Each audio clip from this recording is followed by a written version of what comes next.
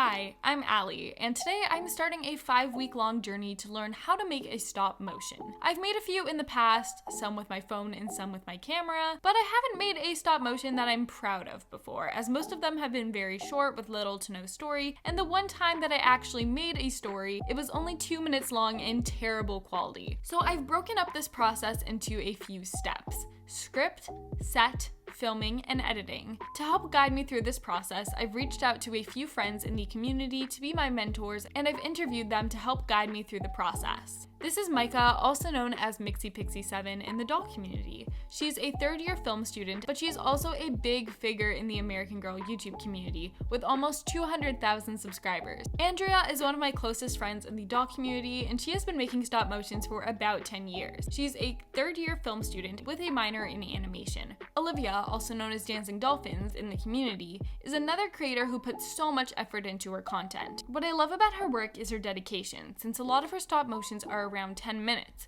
which is about 10 hours of filming. She spends months on one video. What got you into stop motion?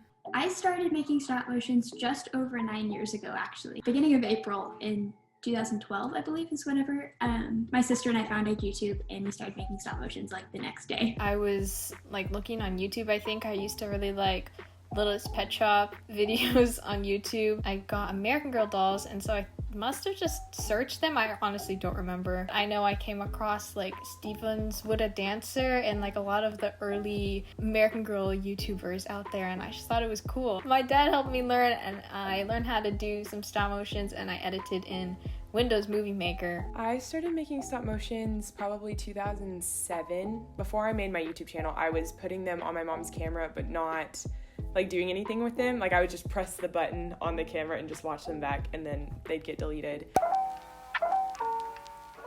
So the first step of this process is to write a script. This is definitely the hardest part of the process for me. It has to be an idea that will age well and I will be able to stick to for the next 5 weeks. But since I do plan on posting the finished product to my YouTube channel as well, it needs to be something that will work well with that audience, but also for presenting as a grad project. So today is Saturday, May 1st, 2021, and today is the first real day where I'm actually full on working on the project, not just planning anymore. And then I'm also working on my script a little bit today, working on casting, as well as figuring out what I'm going to do.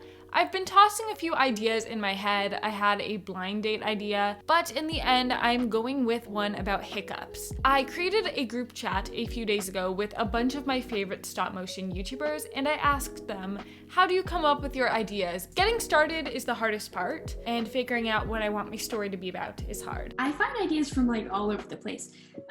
So sometimes it's real life experiences that I just kind of alter to fit my doll world. Sometimes I'll look outside the window and see a person on a bike and be like, oh, I wonder where the biker's going, and then I'll come off a story with that and be like, oh, I could make a video about that. I get a lot of inspiration from my family and friends, especially when I used to live at home, just talking with my mom in the morning at the kitchen table, or just listening to my brother have a conversation with his friends. I was like, that's funny, I should put that in a script. If I see an editing technique that I want to try out, and then I form a story around that, or there's a holiday, those are easier to come up with storylines.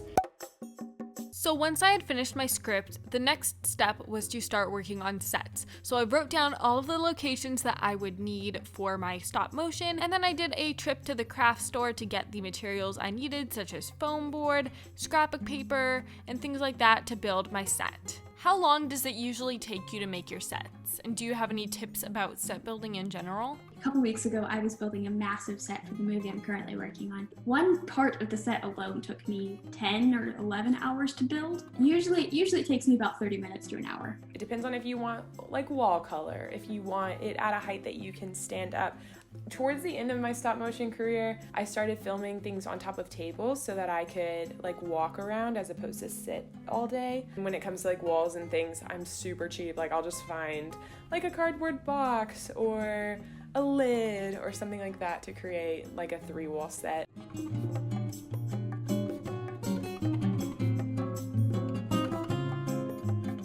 My My one regret so far is putting packing tape on the lockers. I originally did it so they would be more durable and look a bit shiny. However, when I applied them, some air bubbles ended up getting in the way, and while filming, the lights just reflect on the tape and it looks really bad. So I wish I didn't do that, but we're gonna go with it anyways. The next step is one of the most important ones, and that is to film the stop motion. This is definitely the most time-consuming part. It would take me about an hour and a half just to film 30 seconds of footage. What are your biggest tips for stop motion overall? Don't get discouraged. Enjoy the process. There's a lot of fun things that you can do while you film a stop motion. You can watch a show.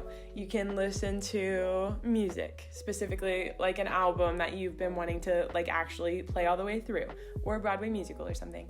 You can talk on the phone.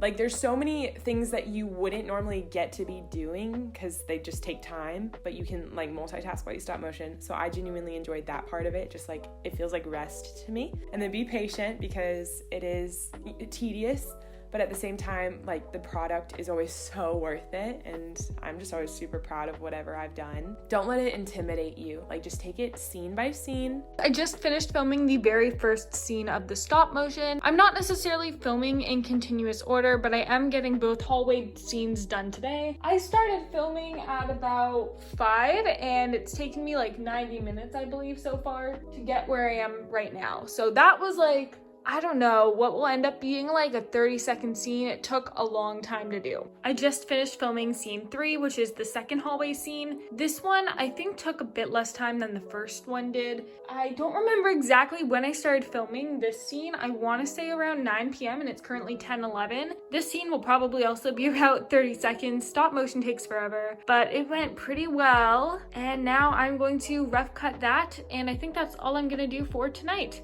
I just wrapped day 2 of filming. I didn't really film any clips of me while I was filming, but while filming this one scene, I finished the entirety of High School Musical 1 and half of High School Musical 2. So this took probably about like 2.5, 3 hours for one scene. So it is day 3 of filming. I'm filming the diner scene today. Not a ton of fancy movement, not a ton of characters, but it is a very long scene. And one thing that I feel like I'm struggling with is, of course, they're dolls, so they can only move in certain directions. They don't have a ton of articulation like us humans do. So when I'm just trying to get them to talk, especially in a scene like this where they have to stay seated, I feel very limited in terms of what I can do with them, and I feel like my motions are very repetitive.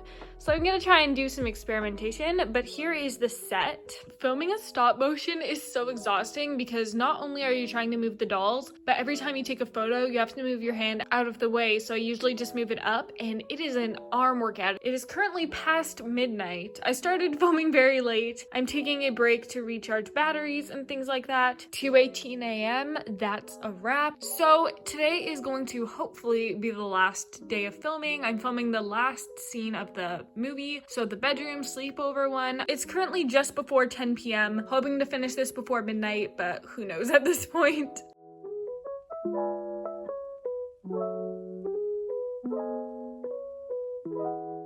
I think I'm done the scene. Part of me feels like I should film a little bit more just in case, because with the first few scenes I filmed, I didn't film enough footage, so I had to do a lot of looping, holding, things like that. When I filmed the diner scene, I filmed too much footage, which of course is not a bad thing, but then in this case, I feel like I did too little, but I always feel like that. I'm debating stopping. I'm praying this is enough footage. I'm not taking down the set tonight, just in case I do need to film anything tomorrow. So last night was supposed to be the last night of filming other than a really tiny scene, but I decided to actually film part of the horror movie. So currently it's about 8:30 p.m. and I guess other than one really short jump scare scene, that is a wrap on filming, for real.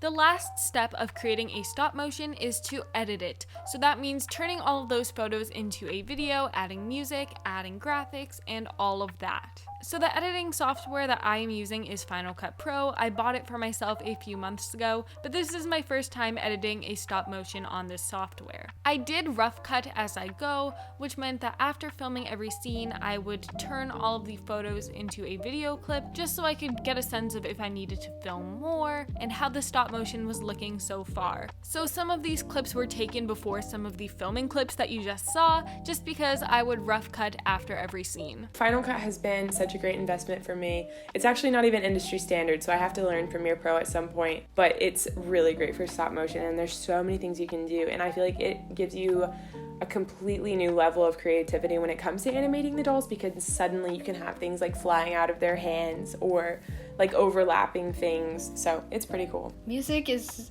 really hard to find. I just look on YouTube and see like type beats or something that people use. Since I finished the first scene, I decided just to do a very rough edit so I can see what I'm working with. I recorded some voiceovers, and I did run into an issue. For some clips, I did not film enough footage, so I contacted one of my mentors, Andrea, and she told me that what she does a lot is she will pause on a frame when a doll is saying one word. And then that will make your clip longer, but it won't look super weird. So I did that over here in this section. It pauses for a second, but doesn't look too weird. So now I'm going to do that for the rest of the clips in this section to try and make it look a little bit more normal and less rush, rush, rush, rush, rush. I really don't know why I'm stressing out about editing right now, but it's the next day and I just want to rewatch my stop motion. And I realized I'm pretty sure I deleted the wrong file. So now this is pretty much first round not edited, and I'm really annoyed because I just lost a ton of time by accidentally deleting my work. Update, I'm breathing a little bit more because Final Cut Pro, you can recover your backups. So I just did that, and now my stop motion is back, so I'm feeling a lot better. I might have to do a little bit more editing just to get it back to where I want it, but at least my footage is not completely gone. So if you have made it this far, thank you so much for watching this video. I really appreciate it. The stop motion itself took forever to make, and just re-editing all of these interviews for the behind the scenes video also took forever. So I really appreciate it if you are still watching this video. If you guys liked it, please give it a thumbs up and comment down below stop motion ideas related to horses, because yes, I do want to make another stop motion in the future, and I have a ton of horse stuff that I want to use in the stop motion. So I'm trying to come up with a good idea that isn't just a basic horse girl, so please comment down below some ideas. Make sure that you are subscribed to this channel. We are almost at 3,000 subscribers, which is absolutely insane. Have an amazing day, and I will see you guys soon in a new video. Bye!